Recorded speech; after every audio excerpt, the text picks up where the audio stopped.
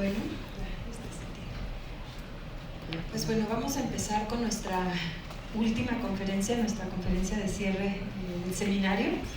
En esta ocasión, Alberto López Cuenca no podía estar con nosotros de manera presencial, así es que hicimos la grabación previamente con él. Él ahorita por compromisos de trabajo no está en México, pero queríamos tanto tener esta conferencia que a pesar de que él no podía estar aquí, decidimos que de todas maneras sí queríamos que fuera la conferencia de cierre.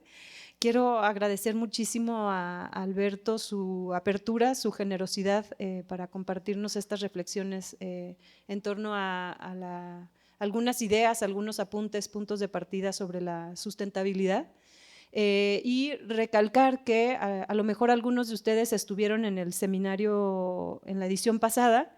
Tuvimos una charla con Alberto sobre las infraestructuras en los sistemas culturales que nos enriqueció mucho. Bueno, en lo personal me dejó muchísimas ideas y ha sido una materia de mucha exploración y trabajo, entonces quisimos volverlo a invitar para este seminario, porque creímos también que en esa charla que dio en ese momento sobre las infraestructuras empezó a elaborar una idea de lo sustentable, de lo sostenible, que queríamos estirar porque creemos que ahí hay mucho material de pensamiento y que nos puede abonar a nuestras prácticas. Entonces, pues muchísimas gracias a él por su disposición para compartirnos esto ahora. Entonces, bueno, vamos a ver esta conferencia que es grabada y al final les invitamos a que podamos hacer, si ustedes quieren, una sesión última de diálogo y ya con eso nos despediríamos. Quisiera compartirles, me voy a permitir leer brevemente la semblanza de Alberto y con esto pues ya cerramos la presentación y comenzamos con la conferencia. Alberto López Cuenca es doctor en filosofía por la Universidad Autónoma de Madrid. Sus ámbitos de investigación son la teoría del arte contemporáneo, prácticas artísticas, autoría y nuevas tecnologías, y trabajo creativo, postfordismo y geografía urbana. Sus contribuciones han aparecido en publicaciones internacionales como After All, Culture Machine, Third Text, Critical Arts, Urban Studies, Social and Cultural Geography y Revista de Occidente. Ha coeditado los libros Propiedad Intelectual, Nuevas Tecnologías y Libro Acceso a la Cultura. Desea guardar los cambios, Propiedad Intelectual y Tecnologías Digitales hacia un nuevo pacto social, de lo propio a lo común y más allá del derecho de autor. Otros términos para debatir la propiedad intelectual, todos ellos sobre derechos de autor y nuevas tecnologías. También es coeditor de Abajo el Muro, Arte, Neoliberalismo y Emancipación desde 1989, con el MUAC, UNAM y TESO, que es una publicación de dominio público. También ha editado Imaginación Social en México desde 1968 y La Creación Hoy, una perspectiva posthumanista. Es autor de Los Comunes Digitales, Nuevas Ecologías del Trabajo Artístico, publicado por el Centro de Cultura Digital en Ciudad de México. Algunos de estos libros están disponibles de acceso gratuito, los pusimos las ligas en la página del seminario, si les interesa consultarlos después, ahí están dentro del evento de esta conferencia y creo que puede ser interesante porque ahí profundiza más en algunas de las ideas y conceptos que vamos a escuchar ahora. Pues bueno, muchas gracias y espero que disfruten de la plática.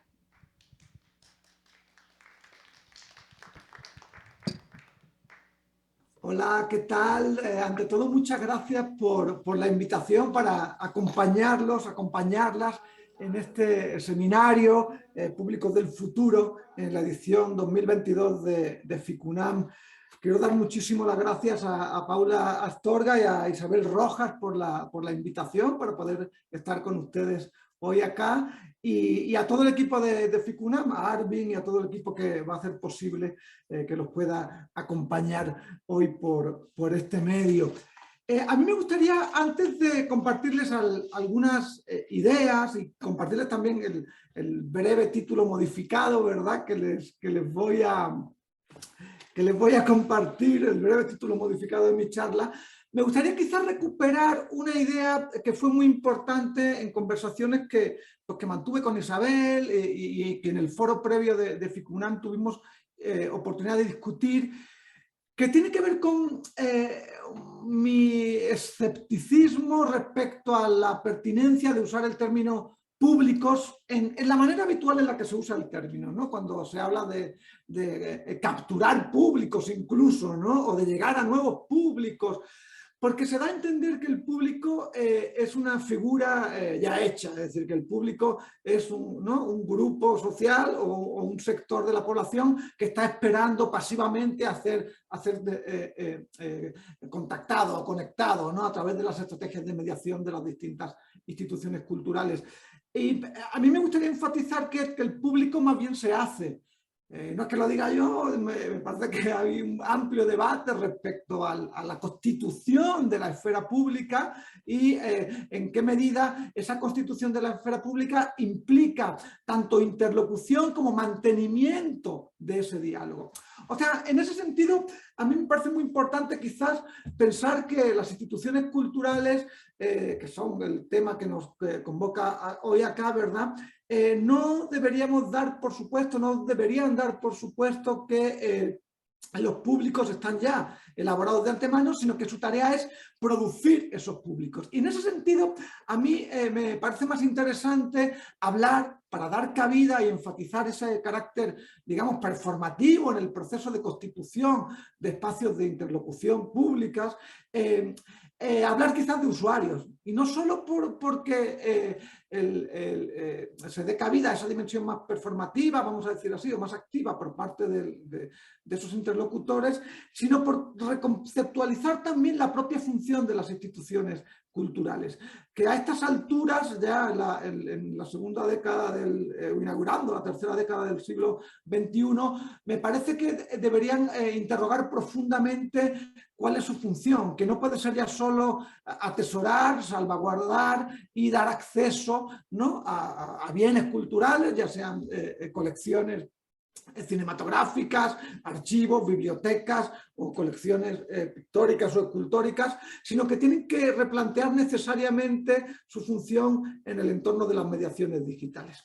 Bueno, les comparto todo esto porque está en el trasfondo de la presentación que les quiero hacer hoy. Es decir, que lo que voy a intentar enfatizar es precisamente el carácter necesariamente o inexcusablemente colaborativo, relacional, procesual de las instituciones culturales. Y lo que eso implica es una profunda apertura y también vulnerabilidad al entorno social, económico, medioambiental en el que se sitúan.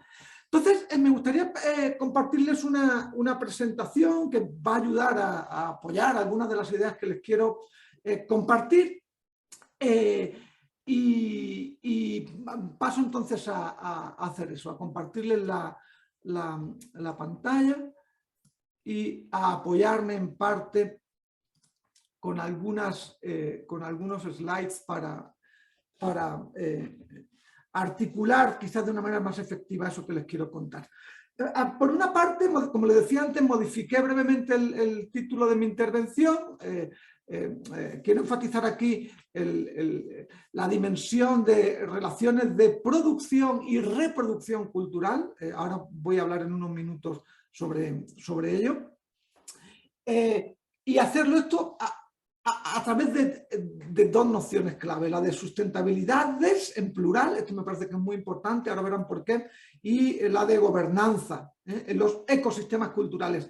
¿Por qué lo llamé ecosistemas culturales? También lo voy a intentar enfatizar ahora en unos minutos. Entonces lo que quiero es pensar que las formas que toman todas o ciertas iniciativas institucionales o instituyentes en las formas de producción, circulación, colaboración, acceso, investigación, desde instituciones culturales, ponen doblemente en juego tanto los modos de producción de esos contenidos, vamos a llamarlo así, como de reproducción social. Reproducción social, me refiero, y ahora me detendré sobre eso, a los vínculos sociales que se establecen mediante ellos. Y no solo sociales, sino también van a ver ustedes infraestructurales y también medioambientales. Por eso me parece importante hablar de ecosistemas culturales, situar las iniciativas culturales en una red compleja, humana y no humana, de relaciones. Bien, en esa red compleja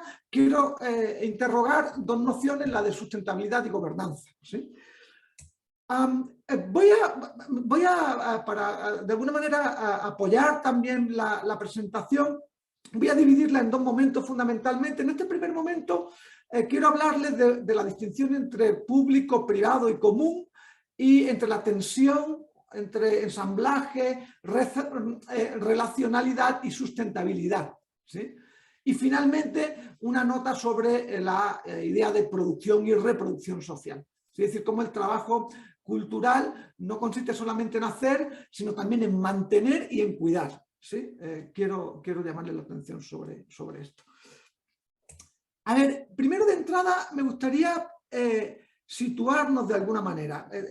Estamos como sumidos por la propia velocidad en la que operan y el carácter efímero en la que operan las redes sociales, ¿no? Las mediaciones digitales actuales, en una suerte de, como denomina el historiador francés François Artaud, una suerte de presentismo, ¿sí? Y en ese presentismo se hace cada vez más difícil podernos situar, ¿sí? Ubicar como balizas o puntos de anclaje a partir de los cuales situarnos en ese presente sumamente fugaz.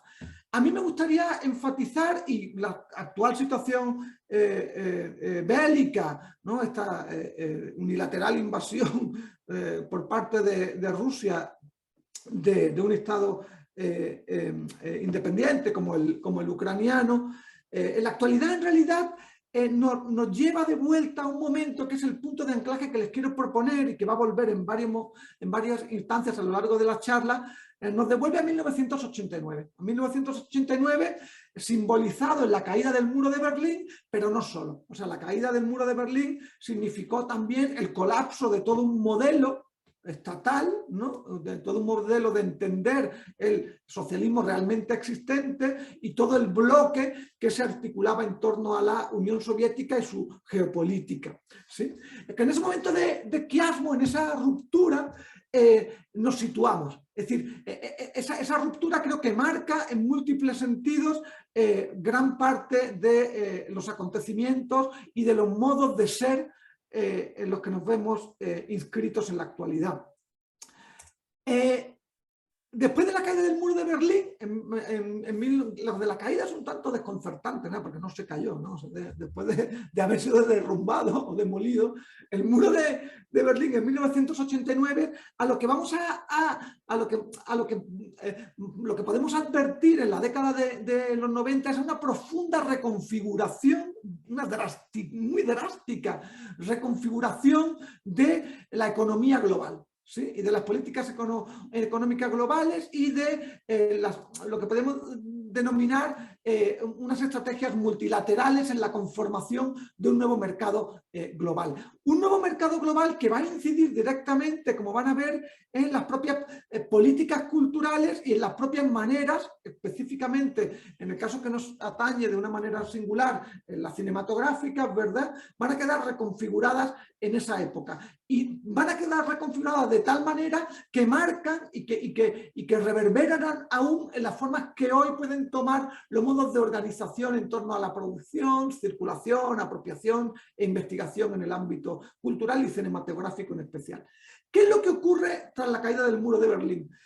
Hay una iniciativa tomada sobre todo por Estados Unidos para reconfigurar primero un acuerdo económico que se firma en Uruguay en 1994, que es un acuerdo general sobre tarifas, ¿sí? Y reducción de tarifas aduanales, ¿no? A nivel global, básicamente con el impulso de liberalizar el comercio a nivel global.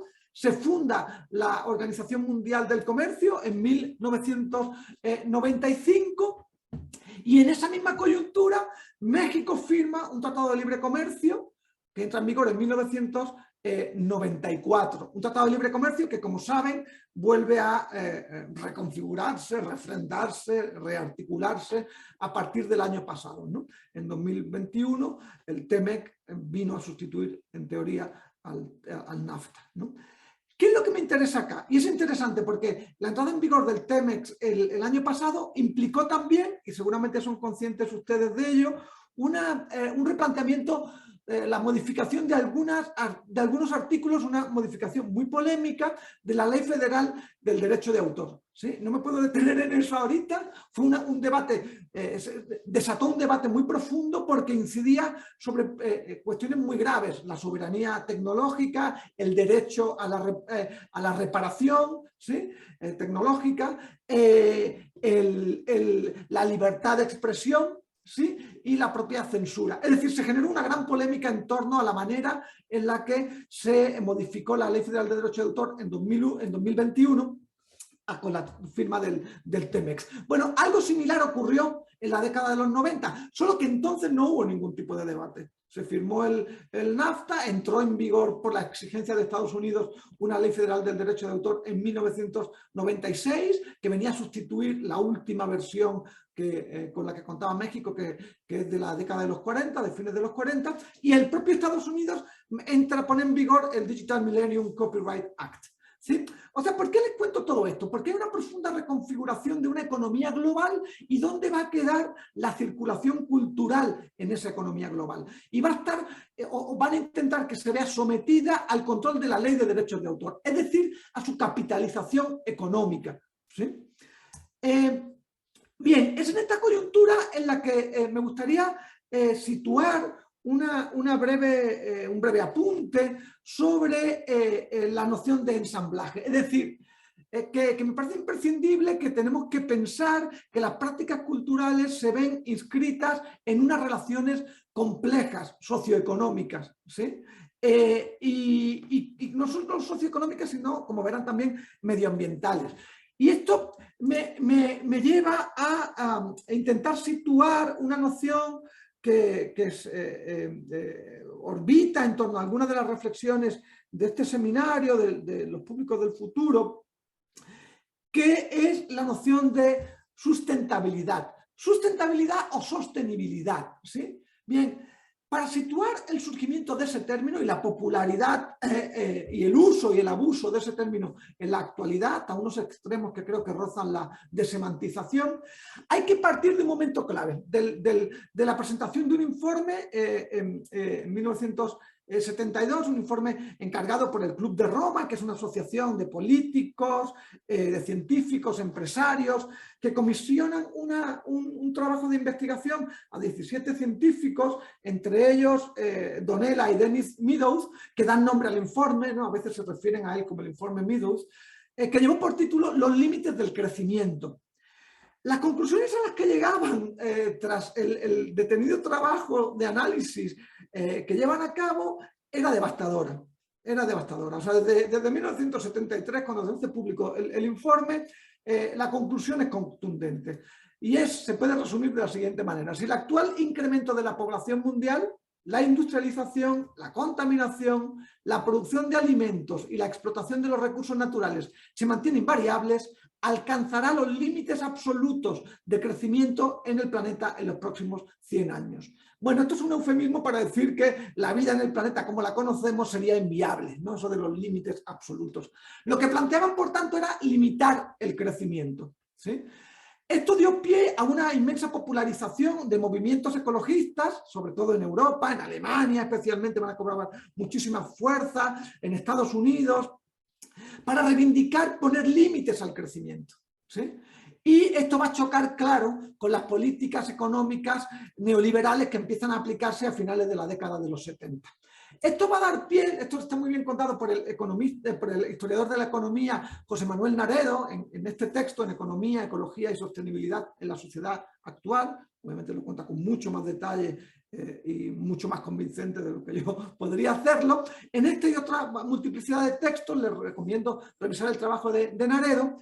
Él sitúa un informe de la ONU, el informe Brundtland de 1987, que lleva por título Nuestro futuro común. Ahora van a ver que la noción de común va a cobrar mucha importancia en mi exposición, pero la manera en la que aquí está planteada en este informe, según Naredo, lo que hace es confundir dos términos, ¿sí? Es decir, por una parte va a empezar a hablarse, y el término es una traducción del inglés, de sostenibilidad, que tiene que ver con el crecimiento económico continuado, es decir, sostenible a lo largo del tiempo, sustained en inglés, ¿sí?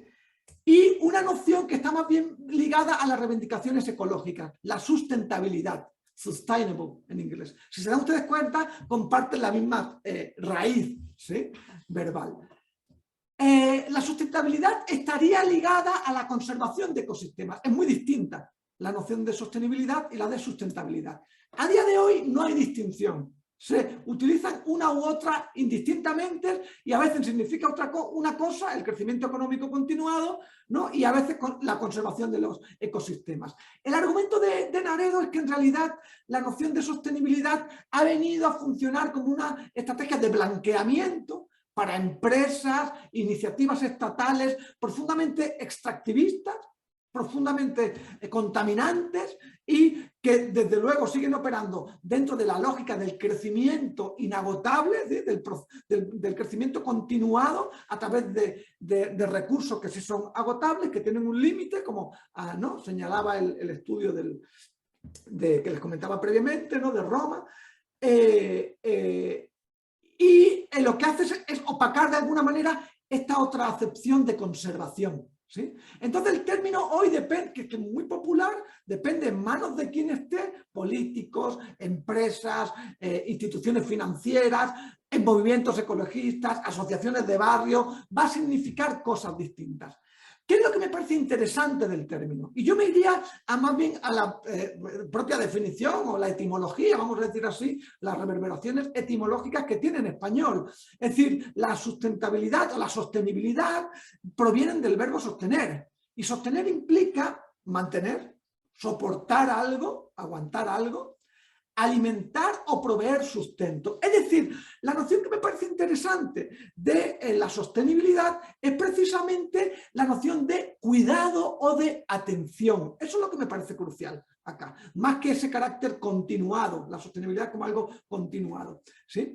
Van a ver que esto se liga directamente con la noción de común de la que les quiero hablar a continuación.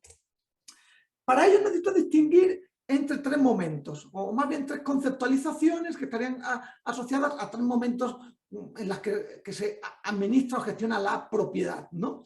El momento público, una acepción pública de la propiedad, una noción privada y una común de la propiedad, ¿sí?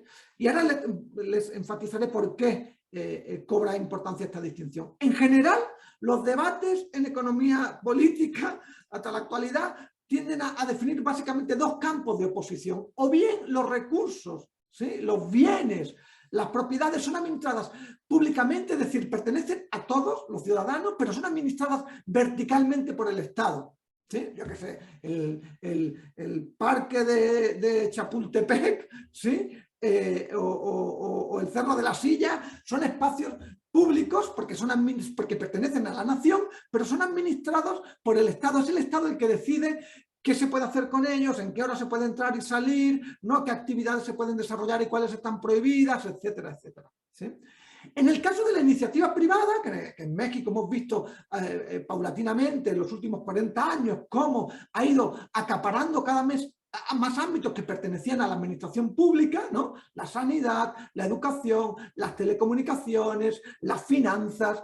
Lo que pasa a ser es una propiedad privada que no pertenece a todos, sino solamente a los clientes, a quienes pagan por ella, ¿sí? Entonces se reduce enormemente el grupo de personas que pueden acceder, ¿no?, a la sanidad privada, por ejemplo, porque no es un servicio público.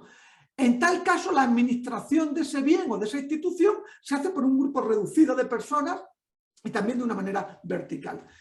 Bien, la noción de comunes, que es una noción que estaba en la economía política de largo, pues, en realidad viene a situarse en una posición intersticial. Ahora verán cómo en la década de los 90, después de la caída del muro de Berlín, o del derrumbamiento, ¿no?, o la demolición del muro de Berlín en 1989, la noción de común, de bienes comunes o de procomún, va a cobrar mucha importancia. ¿Por qué? Por distintos motivos que les quiero comentar, y lo voy a hacer siguiendo el trabajo de un historiador, de Peter Linebaugh, quien en Detente ladrón, ¿no?, los comunes, el cercamiento y la resistencia, hace un recorrido y se centra, aunque se centra específicamente, y es sobre lo que a mí me interesa llamar la atención acá, se centra específicamente en qué ocurre en la década de los 90 para que cobre especial importancia, especial auge, no solo en el imaginario político, sino en las formas de autoorganización sociales, en las estrategias de autogestión ciudadanas, la noción de común, de bienes comunes o de procomún, ¿sí? Para desmarcarse precisamente esa dicotomía drástica entre público y privado de la que parece que no hay escapatoria. Bien, por una parte, Linebaugh señala la caída del muro de Berlín en 1989, que hizo imaginable la colectivización de bienes, ¿sí?, de bienes públicos sin la participación jerárquica del Estado, es decir, sin el Partido Comunista, sin el Politburó, es decir, podemos decir, sin un Estado totalitario que es el que regula cómo se accede a los bienes, cuándo, en qué manera, sino que permiten imaginar lo que podemos llamar unas formas de colectivización, de comunización desde abajo. ¿Sí? Y entonces eso va a ser testigo, como les decía, de la iniciativa de un montón de estrategias de autogestión, desde huertos urbanos, del software libre, espacios rurales autogestionados, bibliotecas, etcétera, etcétera, que van a ser gestionadas desde abajo, horizontalmente, ¿sí? A través de la noción de comunes, que ahora les voy a describir con más detenimiento. Para Linebaugh hay un segundo momento.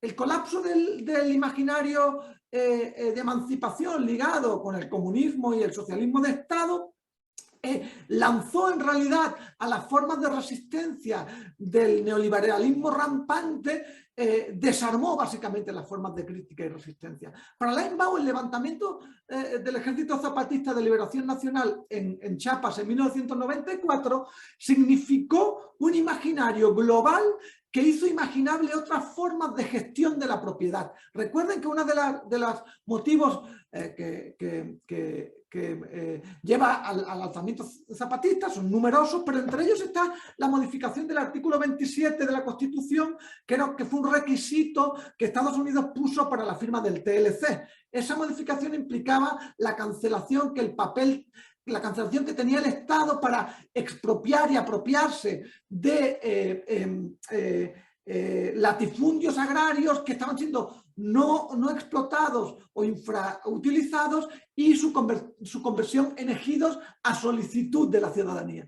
Entonces, la cancelación de la figura del ejido, que está ligada con una forma de propiedad colectiva y de autoorganización social que excluye, como ustedes pueden ver, la verticalidad de la noción de público regulada por el Estado y una noción de explotación estrictamente económica por la iniciativa privada, quedaba cancelada. Entonces, para Linebaugh, el levantamiento zapatista tuvo tanta repercusión en el imaginario global porque volvía a hacer imaginable y volvía a abrir un horizonte, digamos, de emancipación a través de otras formas de organización social, los caracoles, de propiedades, ¿no?, colectivas como la del ejido, y de la autoorganización política desde abajo. ¿Sí? Eso de alguna manera animó enormemente a los movimientos sociales que darían lugar a los movimientos en Seattle en el 99, en Génova en 2001, ¿sí?, al altermundismo, como lo vendrían a denominarse, ¿vale? Hay un momento también muy importante para Linebaugh, que es el protocolo de Kioto del 97, donde la noción de medio ambiente apareció como un bien común. El medio ambiente no pertenece a un Estado, ¿sí?, no puede ser regulado de una manera privada, pero afecta a todos por igual. Y esta era una noción clave para la noción de comunes o de bien común. Es decir, el bien común es algo que afecta a todos, del que todos somos parte, pero no solo parte porque formemos parte, sino porque nuestras acciones inciden sobre el modo que toma, la forma que toma, su propia pervivencia o no, ¿sí? Y finalmente, Linebaugh invoca la expansión de Internet y sobre todo los movimientos iniciales muy fuertes entre el 95 y 2004, 2005, antes de la nefasta web 2.0, que se ha visto reducida hoy a básicamente las mal llamadas redes sociales, o sea, Facebook, Instagram, TikTok, etcétera, etcétera, donde en ese momento, entre el 95 y 2004, 2005, se produce un boom, una iniciativa muy fuerte de el software abierto de la autogestión, de la democracia directa en la organización de la distribución de la información, ¿sí?, en Internet. Hay una fantasía inicial, vamos a decir así, de la participación directa de la ciudadanía en la regulación de Internet. Bien, todos estos momentos que Linebaugh señala es lo que la economista política Eleanor Armstrong, en un libro de 1990, este libro y un trabajo muy prolongado de Armstrong sobre la idea de la gobernanza de los comunes, le va a llevar a la consecución del Premio Nobel de Economía al final de esta década. Y lo que dice Eleanor Armstrong es que frente a la noción de privado y público hay una manera de regular los recursos finitos, ya se trate de un banco de pesca, un pastizal, un bosque, un huerto urbano, una biblioteca, un archivo, son recursos finitos que en general son administrados o por el Estado o por la iniciativa privada. Y ella lo que rastrea en un pormenorizado recorrido por el globo terráqueo, ¿sí?, son distintas formas en las que esos recursos finitos son velados, cuidados por una colectividad. Ella habla de comunidad, yo prefiero hablar de una colectividad normada, es decir, que se da normas para regular esos recursos, ¿sí? Por eso habla de un recurso finito, de una colectividad y de formas de gobernanza. ¿Por qué es esto importante? ¿Qué tiene que ver esto con la autogestión cultural? Como veremos en unos minutos. Bien, lo que estoy intentando señalarles es que a partir de la década de los 90, con el auge de las políticas neoliberales, con el fracaso en gran medida del Estado para gestionar los bienes públicos o de plano su privatización, lo que empiezan a surgir en muchas iniciativas culturales son espacios independientes y autogestivos. No que no los hubiera antes, pero el boom que se produce de los 90 en adelante es notorio. Algunos de esos espacios autogestivos operan a través de la idea intuitiva, muchas veces, de la gobernanza de los comunes. Es decir, tienen un recurso finito, un archivo, una biblioteca, un taller, un tórculo y un taller de producción, una mesa de edición de audio o de vídeo, ¿sí? Una colectividad que se reúne en torno a ella, y esto es muy importante, la colectividad no existe antes, la colectividad se conforma a través del recurso de esos bienes, ¿sí?, que deciden unas formas de autogobernarse. Y aquí viene la clave, la noción clave de sustentabilidad. Es crucial que para que perviva y dure la colectividad, perdure el recurso. La iniciativa privada, repito, un bosque o un banco de pesca, cuando se agota, se lleva sus recursos e invierte en otro lugar. En el caso de los comunes no. En el caso de los comunes no, porque la colectividad está directamente ligada, va a sobrevivir la colectividad si sobrevive el recurso, ¿sí? Y entonces por eso es muy importante la autogobernanza, ¿sí? Es decir, espero que con esto logren ver el vínculo entre la noción de comunes, de sustentabilidad y de gobernanza. Es decir, es clave que subsista la forma instituyente que va a tomar esa iniciativa, cultural en este caso, que es la que nos interesa a nosotros, para que subsista la colectividad y para que subsista el propio recurso con el que opera, con el que trabaja, ¿sí? Bien, ¿qué es la parte interesante de todo esto? ¿Cuál es una? Interesante, hay muchas partes, pero ¿qué es lo que me interesa enfatizar acá? Es que lo común, los bienes comunes o el procomún, es un ensamblaje complejo de lo humano y lo no humano. ¿A qué me refiero con esto?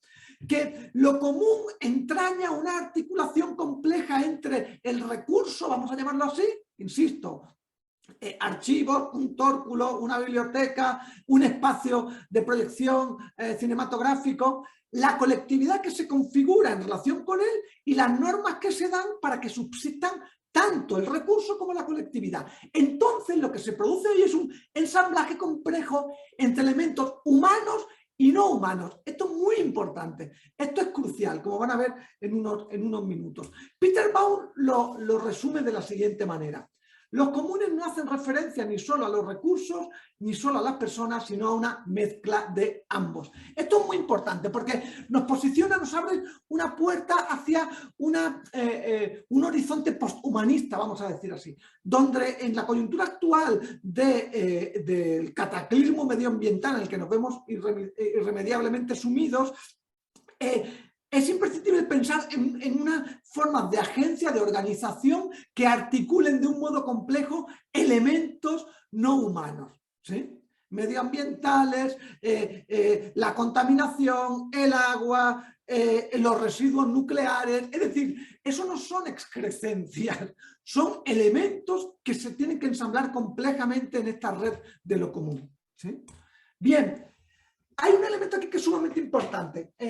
Todos son importantes, como pueden advertir. O sea, por una parte esta noción del vínculo, la articulación de humano no humano, y lo segundo tiene que ver con que lo que producen las prácticas de los comunes o lo que se produce mediante los comunes no son solo libros, proyecciones de películas, espacios de discusión, milpas, ¿no? Y maíz, frijol y chile. Lo que se produce también son las formas propias de reproducción social. ¿A qué me refiero con esto? Con que lo que los comunes generan es tanto un bien como la forma de administrar ese bien. ¿Y qué es eso? Las formas de reproducción social, ¿sí? Es decir, lo que se pone en juego en los comunes no es solo un modo de producción, ¿sí? O más bien no es solo una manera de producir ciertos resultados, insisto, todo eso que les enumeré hace un momento, sino también la forma en la que vamos a organizarnos para producirlo, ¿sí? Por eso cobra un lugar central la idea del trabajo, la idea de hacer, pero sobre todo, y esto es crucial, la idea del mantener y del cuidar. ¿Se acuerdan cuando hablábamos hace unos minutos de la sustentabilidad? ¿Sí? La sustentabilidad tiene que ver con hacer que perviva el ecosistema. Imaginar estrategias mediante las cuales aquello que producimos, ¿sí? Cualquier cosa que producimos en una lógica de producción mediante los comunes, también tengan en cuenta las formas de reproducción del trabajo social, que sea más horizontal, participativo, incluyente, igualitario y que cuide, por tanto, esas relaciones sociales. A mí me ha interesado cómo las prácticas artísticas a lo largo del siglo XX han sido formas de operar en esta idea de producción y reproducción social. Es decir, que los colectivos, algunos colectivos, espacios independientes, formas de comunicación en las prácticas artísticas, la imaginación social artística, no solo produce videos, proyecciones, películas, ensayos, seminarios, sino las formas sociales que las van a hacer subsistir. ¿Sí? ¿Me explico con esto? Es decir, lo que se pone en juego son sus formas de gobernanza. Entonces, es bien interesante en ese sentido, aquí les pongo la portada de algunos textos que orbitan en torno a estas problemáticas, es bien interesante en ese sentido cómo ciertas rupturas, ciertos quiasmos, ciertos dislocamientos a lo largo del siglo XX, Claire Bishop enumera tres: la revolución de 1917, las movilizaciones sociales de 1968 y la renegociación que se da después de la demolición del muro de Berlín y del colapso del socialismo realmente existente, cómo en torno a estos tres momentos ella sitúa un auge en las estrategias del arte participativo y cómo eso replantea también las formas en las que se reconfigura ella dice espectaduría o algo así, spectatorship, pero yo más bien lo llamaría cómo se rearticulan las formas de producción de usuarios, de cómplices, de compañeros y compañeras de viaje, ligadas a esas formas de experimentación culturales. Claro, Bishop se queda en 1989. Yo me preguntaría si tenemos después del 89 otros momentos de crisis. Quizás 2008 fue uno que reverberó luego en 2011 y 2012, ¿no? En las primaveras árabes, en el propio Yo Soy 132. Creo que estamos demasiado cerca todavía para dictaminar si se produjo o no una reconfiguración de la forma en la que se imaginaban los modos de articulación y de experimentación artísticas después de 2008 o después de la pandemia de COVID en la que estamos todavía sumidos, ¿no? Entonces, lo que está claro es que hay unos cortes, unas rupturas, dice Claire Bishop, que hicieron urgente pensar esas formas de organización artísticas como modos de organización mediante estrategias que yo considero de comunización, ¿sí? Es decir, que entienden que tiene que pervivir el recurso, aquello que producen, ¿sí? Que tienen que configurar colectividades que van a convivir con el recurso y cuya subsistencia, cuya sustentabilidad está ligada y que por tanto hacen falta formas de autogobernarse, de autorregularse, unas formas que no dan ni el Estado ni la iniciativa privada. Bien, entonces quizás con esto podemos como concluir este primer bloque de reflexión. los comunes operan en un proceso doble sobre las formas de producción y las de reproducción social, en la medida en que lo que ponen en juego son formas de gobernar un recurso puesto o producido en común por individuos. Es decir, los comunes lo que llaman a articular son recursos, gobernanza y colectividad, que se constituye mediante la comunalización, ¿sí? Bien. Vamos a un segundo momento en el que quiero plantearles una reflexión. Voy a recuperar unas ideas que ya circulamos en seminarios previos acá en FICUNAM, pero para ligarlas directamente con estos procesos de sustentabilidad, de cuidado, de comunización, que tienen que ver, uno, con la infraestructura cultural, entender que la infraestructura cultural no es una cosa, sino es un elemento que está inserto en esta red compleja de relaciones, de la comunalización, de la que les estaba hablando antes, y que por tanto la infraestructura, más que ser descrita mediante un sustantivo, debería ser descrita mediante un verbo, infraestructurar. Ahora verán por qué. Luego quiero llamarles la idea sobre cómo lo común implica la responsabilidad. Esto es sumamente importante.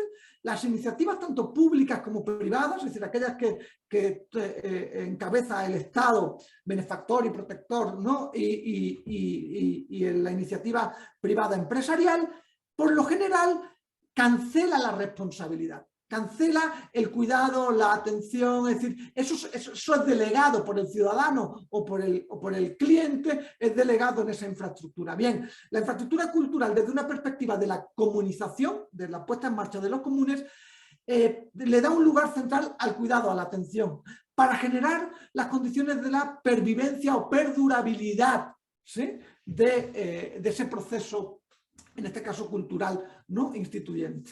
Y finalmente les quiero plantear una idea muy polémica y que en general produce un rechazo inicial por todos aquellos que nos movemos en el ámbito de las prácticas culturales, de la teoría, de la historia del arte, que es poner en crisis la noción de autoría. Pero no porque no haya autores, no porque no haya autores cinematográficos, de textos, de performance, ¿sí? No, sino que no son los propietarios de lo que producen.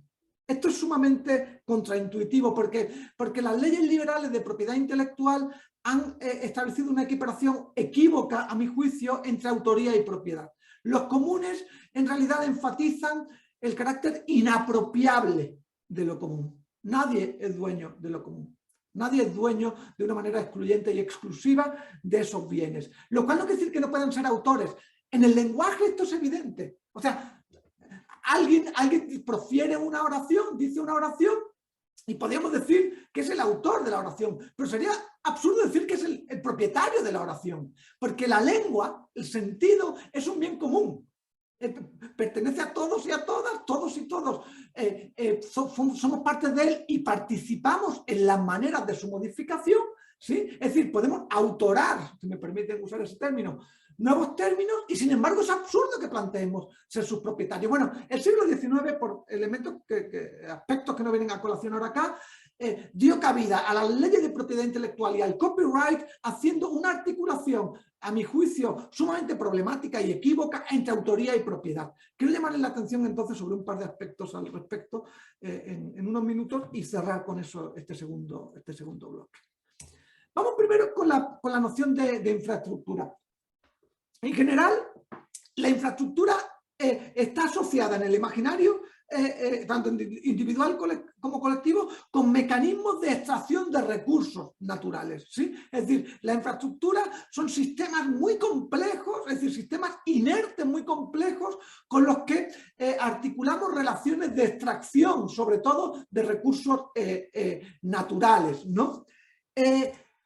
La infraestructura es en ese sentido la condición de posibilidad para ciertas maneras de ocupar el espacio. Sobre todo en los espacios urbanos, la infraestructura lo que hace es articular formas de relación. Es interesante como David Harvey, el economista político, por ejemplo, señala cómo la infraestructura producida durante el siglo XX es básicamente infraestructura que está directamente ligada al sistema de producción capitalista, es decir, para favorecer el movimiento de bienes, mano de obras y capitales, ¿sí? En una ciudad que a partir desde fines del siglo XX va a estar globalmente conectada. Entonces la infraestructura aparece aquí como una suerte de herramienta que conecta, que dispone, que articula, ¿sí?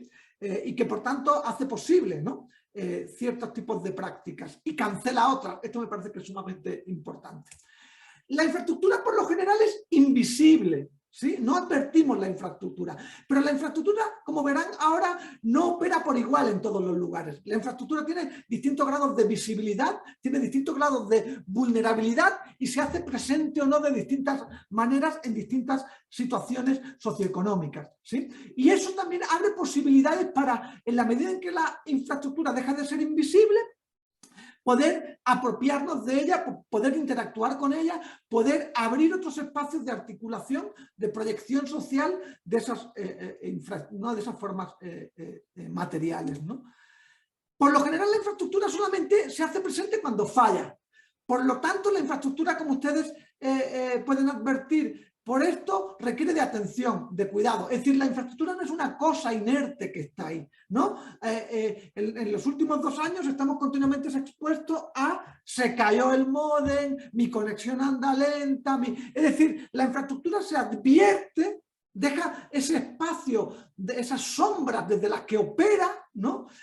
Cuando falla. Y es cuando falla que empezamos a imaginar otras formas, otros modos que podemos dar al uso de las infraestructuras. Entonces, me gustaría, en lo que algunos teóricos y teóricas han denominado el giro infraestructural, me gustaría señalar algunos rasgos mediante los cuales entender cómo operan las infraestructuras. Claro, aquí lo que me interesa es pensar en las infraestructuras culturales, obviamente. Uno, es que las infraestructuras son multiescalares. ¿Qué quiere decir esto? Que cuando nosotros en la comodidad del salón de nuestro hogar prendemos la televisión, ¿sí? o en nuestro celular vemos una reproducción de un video o de audio, en realidad estamos operando en una dimensión doméstica, pero la infraestructura para que funcione o tengamos, digamos, la posibilidad de reproducir esos materiales, pasa por distintas escalas. Una escala que es regional, es decir, la conexión entre nodos de Internet, que es continental, que probablemente vincule a satélites. Entonces, la infraestructura no es solo eso que estamos viendo acá, ¿sí? La infraestructura no es solo el segundo piso, ¿no? o un anillo de circunvalación. Ese anillo de circunvalación está ligado con empresas cementeras que están probablemente en otros espacios de la República, en empresas de ingeniería que han seguramente pagado mordidas, ¿no? para que le hagan la concesión, ¿no? Y es decir, estamos hablando de que las infraestructuras operan siempre multiescalarmente, desde el nivel local más inmediato a un nivel global o incluso planetario, ¿sí?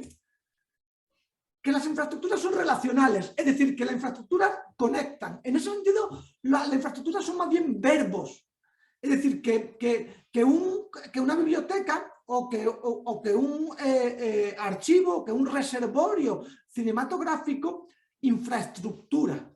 ¿Qué quiere decir que infraestructura? Que relaciona. ¿Relaciona qué?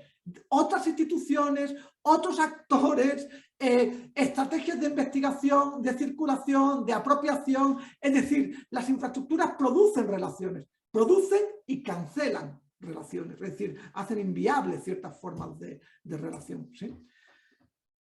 Otro de los rasgos que cabe ligar con la infraestructura es que existen en condiciones diversas y desiguales, es decir, que la infraestructura es asimétrica, ¿no? Es decir, que la conexión de Internet, que una autopista, que una biblioteca o que el cableado que va a trazar la Comisión Federal de Electricidad no opera siempre de la misma manera en todos los lugares, ¿sí?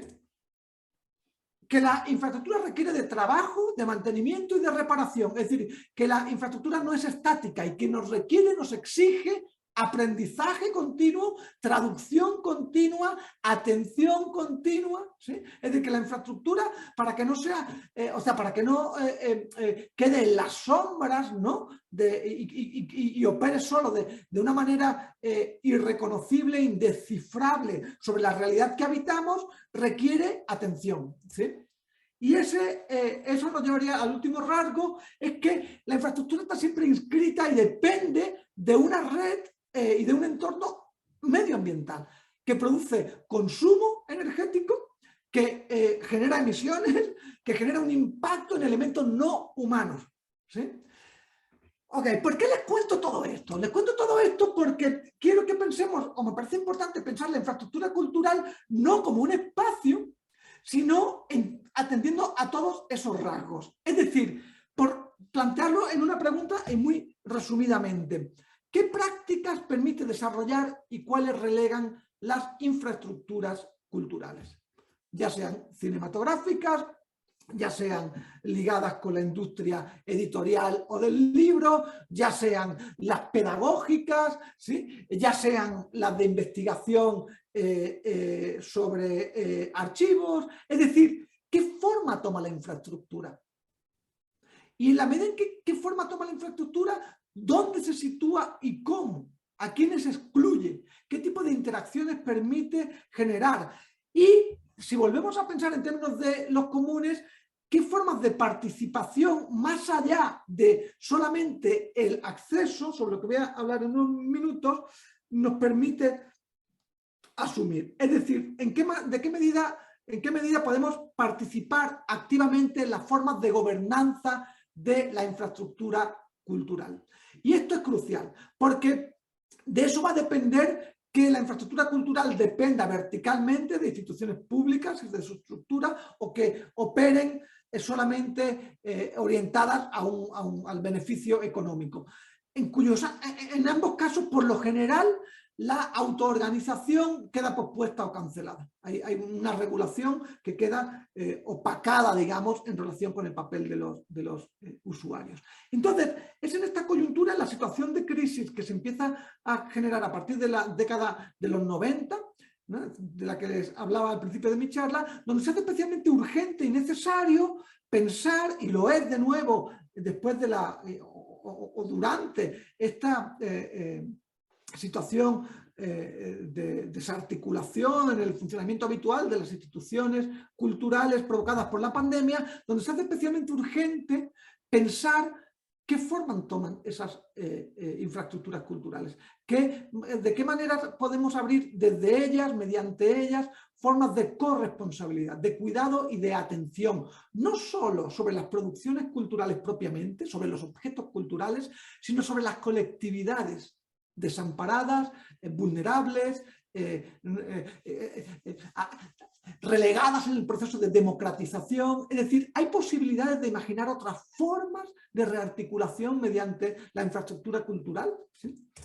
Bien, a mí me ha interesado especialmente en estos últimos años pensar cómo operan en esta manera de desvelamiento de la infraestructura y de apertura, vamos a decir así, para la colaboración y para los procesos de comunización, los modos de trabajo de los hackerspace, de los colectivos hackers, ¿sí?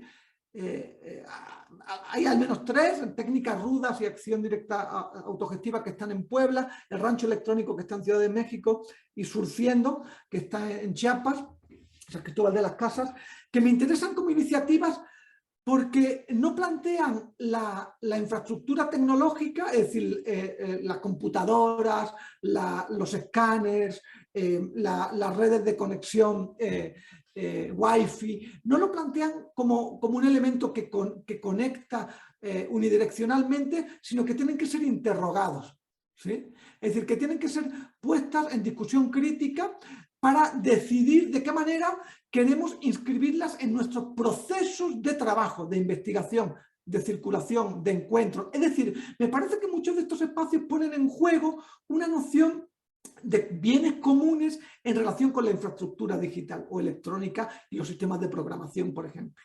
Muchos de estos espacios operan de un modo, por tanto, de autogobernanza que está directamente ligado a la subsistencia de aquello que producen: conocimiento, reservorios, archivos, estrategias pedagógicas. Mientras subsistan esos recursos, subsiste la colectividad y las formas de gobernanza que se dan para su pervivencia. Es decir, que ponen en el centro la sustentabilidad, ¿sí?, de la relación con la tecnología. Es decir, en qué medida la pervivencia y la sobrevivencia de la colectividad está ligada con elementos humanos y no humanos que van a hacer que pervivan a lo largo del tiempo.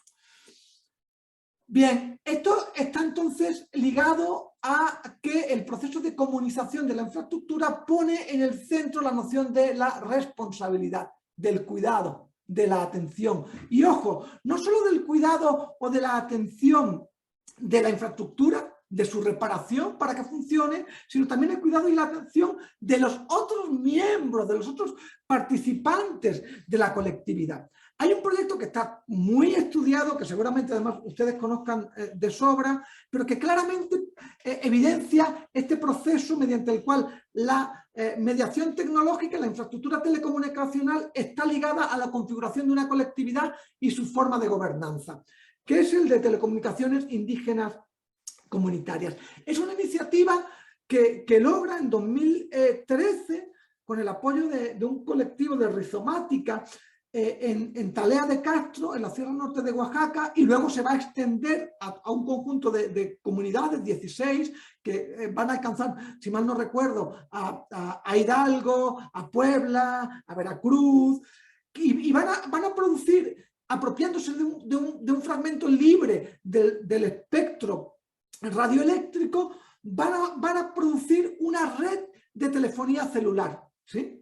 Obviamente requieren del conocimiento de la tecnología, ¿sí?, y del cuidado y la atención, pero al hacer eso lo que producen es una colectividad, ¿sí? En 2014 lograron de la Secretaría de Comunicaciones y Transportes una concesión temporal del espectro radioeléctrico y a partir de 2016 es permanente. Lo que me parece interesante aquí es la pregunta de qué es lo que produce. O sea, telecomunicaciones indígenas comunitarias no solo produce comunicaciones, no solo pone antenas, celulares, sino que articula una nueva colectividad que no existía previamente, que tiene que tomar decisiones respecto a si tiene costo o no el mantenimiento o formar parte de la red, que es muy bajo el costo, de hecho no tiene costo en términos de acceso a la señal, sí, claro, tiene un costo radioeléctrico, de mantenimiento, etc.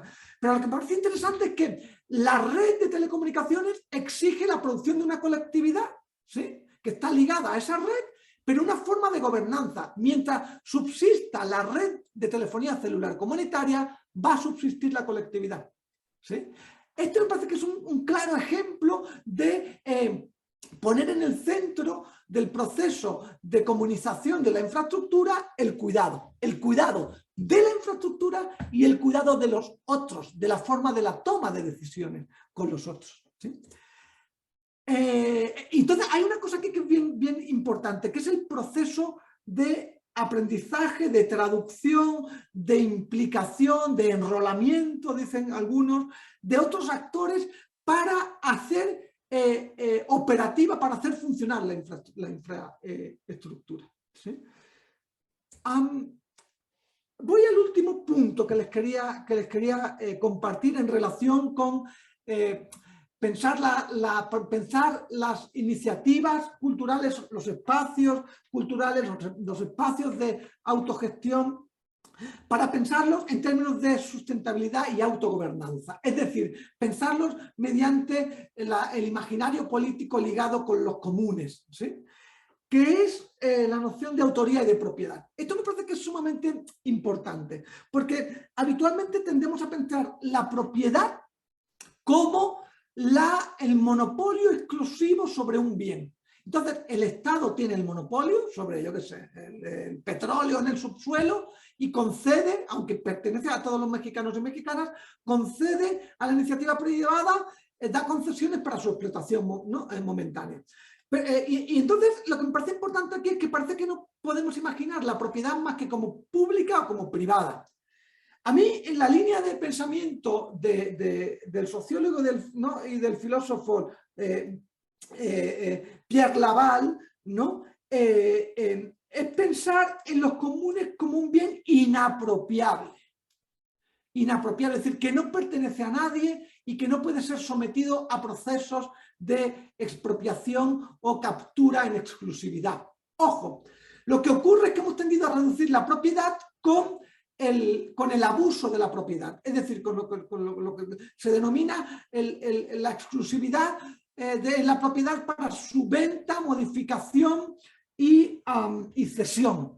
Pero la propiedad también puede estar entendida como una propiedad de uso o como una propiedad de producción. Es decir, podemos usar un territorio para plantar y podemos ser dueños del resultado del territorio, de la milpa, pero no somos dueños de la milpa. Entonces, ¿qué tal si imaginamos las bibliotecas, los archivos, los reservorios museísticos como inapropiables? Es decir, pueden ser usados, pueden producirse resultados, frutos, dice la legislación, con ellos, pero nadie es propietario de ellos. Esto no implicaría que no haya autor, ¿sí? Claro que hay autores, quienes producen, pero la propiedad no sería ni del Estado ni privada, sería una propiedad común. Dirían ustedes, esto suena muy raro, muy extraño. No es tan raro ni tan extraño. En Guatemala, en 2017, por la presión del Movimiento Nacional de Tejedoras Mayas, la Corte Constitucional en 2017 exhortó al Parlamento a que modificara la Ley de Derechos de Autor para reconocer la propiedad colectiva, ¿sí?, como una forma de propiedad. Es decir, frente a la propiedad privada o frente a la propiedad pública del Estado, la propiedad colectiva. ¿Qué es la propiedad colectiva? ¿Sí? La propiedad colectiva se ejemplificaría en este caso como unas formas de tejer o un tipo de bordado, de formas geométricas, de una técnica que no pertenece a una persona, pertenece a una colectividad que viene además heredada por generaciones previas y que por tanto no es ni pública ni privada. No es ni pública ni privada. Y entonces está desprotegida, ¿no?, en términos de la ley de derechos de autor. Ganaron la demanda y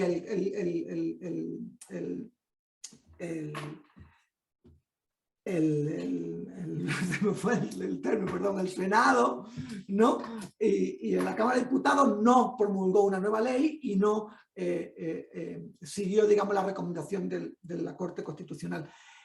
Entonces es bien interesante porque aquí la cuestión de la propiedad no entra en colisión con la autoría. Nadie niega la autoría, que distintos talleres de textiles o que distintas mujeres, en este caso, pues la mayoría son mujeres, son autores de lo que hacen y deben ser remuneradas por lo que hacen y deben ser remuneradas por lo que venden, pero no son las dueñas, no son las propietarias ni del conocimiento ni de las formas, ¿sí? En México, en 2020, se inició un movimiento que se tradujo luego legalmente en la Cámara de Senadores y que el año pasado se convirtió en una ley aprobada en 2021, en la Ley de Salvaguardia de los, y aquí subrayo esto, elementos de la cultura e identidad de los pueblos indígenas y afrodescendientes. Enfatizo lo de elementos de la cultura, porque la ley lo que protege en realidad, bajo la normativa del derecho de autor, es cierta.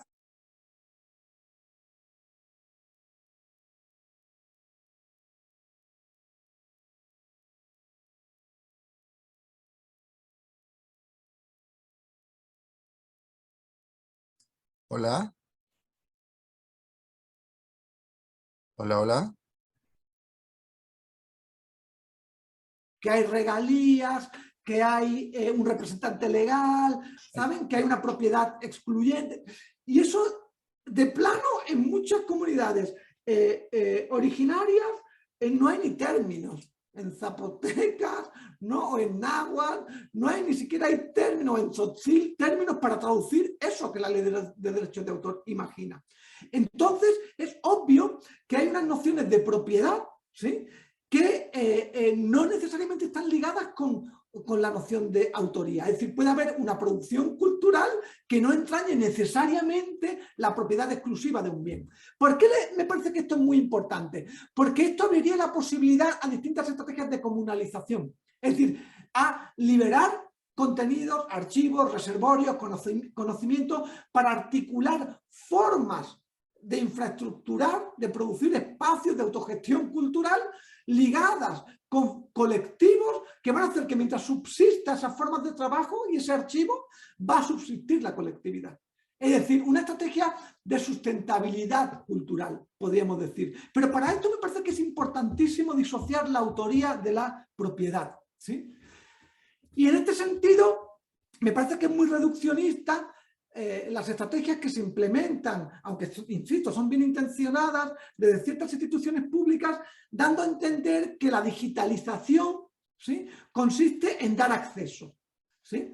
Y esto es problemático porque me parece que no solo se trata de dar acceso, sino de abrir las posibilidades para la apropiación, la rearticulación, la traducción de esos archivos y bienes culturales, ¿sí? Entonces me parece muy importante no reducir la digitalización en este sentido a acceso, a hacer descargables PDFs o acceder a películas. No, es decir, no consiste la digitalización en solo cambiar de formato los archivos y las colecciones o en ponerlos en línea o en producir nuevos públicos, como les decía. Me parece que hay que dar un paso más.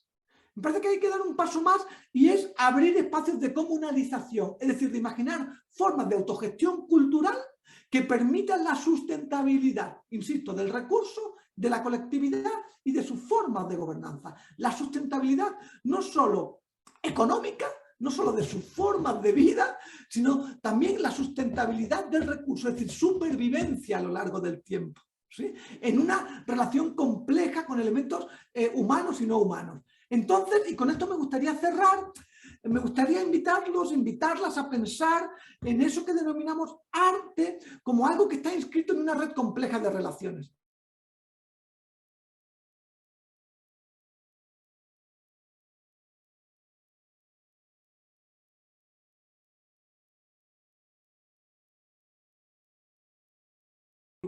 ¿Sí?, con formas de colectividad. ¿En qué medida participamos activamente y podemos tomar decisiones en relación con esa colectividad? ¿Y qué formas de organización toman nuestras iniciativas culturales? ¿Son esas las que queremos que tomen o no? En un librito que se publicó hace ya unos años, yo reflexionaba en torno a esto, o sea, planteaba la idea de los comunes digitales y intentaba situarlos precisamente en un emplazamiento que denominaba nuevas ecologías, nuevas redes de relaciones complejas para el trabajo artístico. Quizás les sirva, ¿no?, echarle un vistazo y continuar la discusión a este respecto, continuar con la reflexión a este respecto.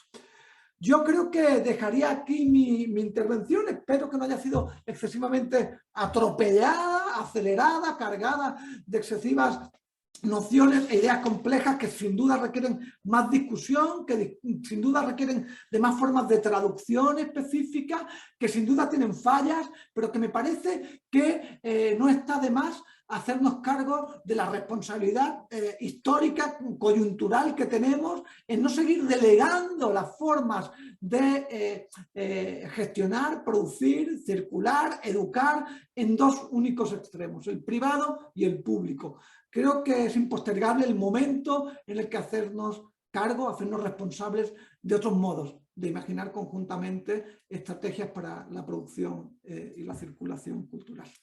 Muchas gracias a todos y a todas por su tiempo y un saludo.